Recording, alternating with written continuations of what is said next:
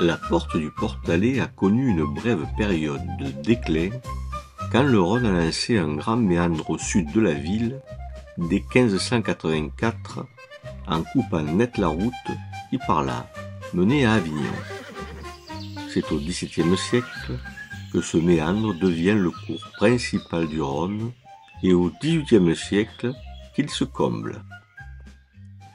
Cependant, la porte reste très usitée et c'est par là qu'un certain nombre de roquemorois vont faire passer en douce des tonneaux de vin produits ailleurs qu'à Roquemaure, où les vins étrangers sont interdits depuis 1656. C'est qu'ici on produit un vin de qualité supérieure, un vin qui n'a pas un goût de terroir, comme ceux des alentours, Châteauneuf-du-Pape y compris. De ce vin vendu aux marchands lyonnais jusqu'au milieu du XVIIIe siècle, puis à des commissionnaires d'Agde ou de Montpellier, après 1750, les habitants tirent beaucoup d'argent, et notamment ceux qui ont beaucoup de vignes, les notables.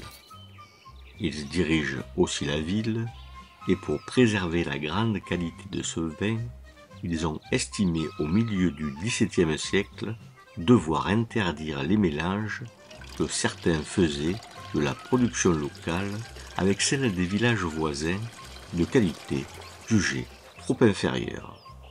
Une lettre patente du roi a confirmé cette interdiction, lui conférant un caractère légal et officiel.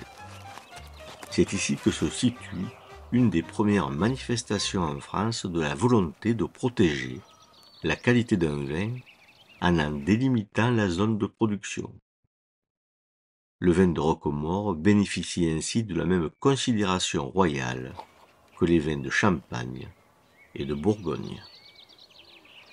Un immense trafic de vin se déroule chaque année du mois de novembre au mois de janvier, parfois inclus, lorsque le vin nouveau est enfin commercialisé. Il faut imaginer la ville traversée par des charrettes portant tonneaux pour se rendre au port, parce qu'il est impossible de contourner la ville. Sur le port, les tonneaux s'entassent et les transactions se font.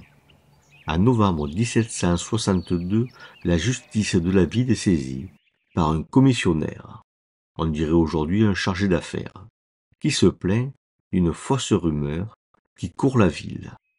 La confiance est essentielle dans le commerce des vins, car les paiements ne se font pas toujours au comptant.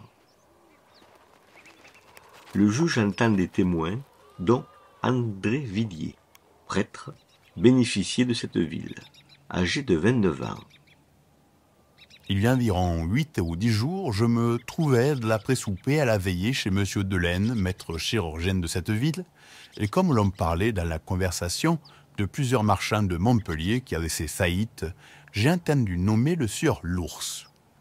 Il est vrai que la cadette du dit Delaine a dit que c'était mal à propos qu'on parlait de celui-là, et que son oncle, qui avait eu des nouvelles de Montpellier, avait dit qu'il n'y avait rien de plus faux, et qu'il avait eu ordre de faire informer contre le sieur Balazut. Monsieur l'ours lui-même a fait porter plainte à Roquemaure par un de ses avocats pour faire au plus vite cesser la rumeur. Monsieur Balazut en aurait été à l'origine.